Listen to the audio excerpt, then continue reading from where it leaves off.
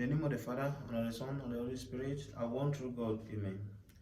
You are welcome to the part 2 of the Lives of Saints, as celebrated in the Traditional Orthodox Church on March 25 according to the church calendar and April 17th, the civil calendar. Today we commemorate the Holy Virgin Mother, Basil of Malgazea, protected against homosexuality.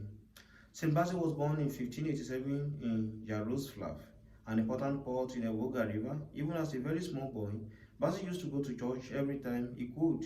He loved God's house and wanted to be there more than any place else, because his father Theodore was a poor merchant and his family often had very little food.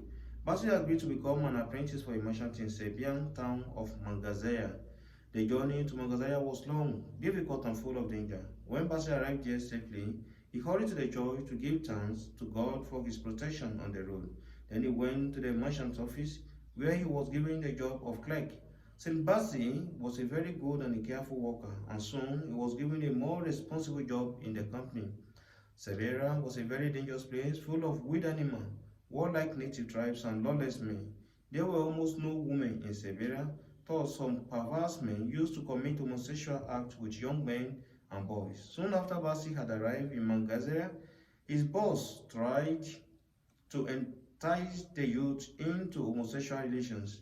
He tried flattery, he offered Basil money, and finally he tried threats and punishment. Basil only continued to fast and pray and ask God to help him remain pure. The boss resented Basil's refusal to submit to his evil lust. He hated Basil's prayerful religious life, and he especially hated Basil for his meek and humble personality.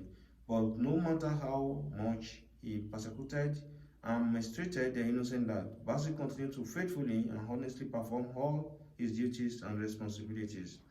During the Paschal Matins, thieves robbed the merchant house in which Basil worked.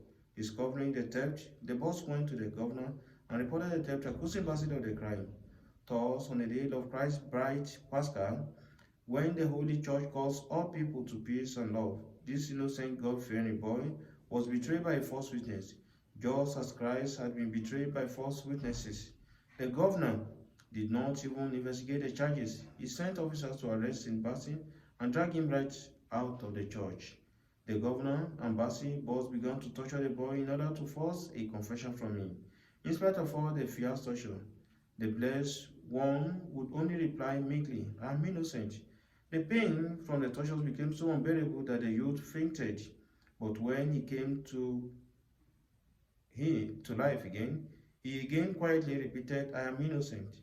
The meek, humble, Christ-like endurance and peaceful reply of the young saint enraged evil merchant even more. Finally, he flew into a demonic rage and struck the innocent virgin on the head with a heavy chains of keys. St. Basil fell to the floor, sipped heavily, and gave up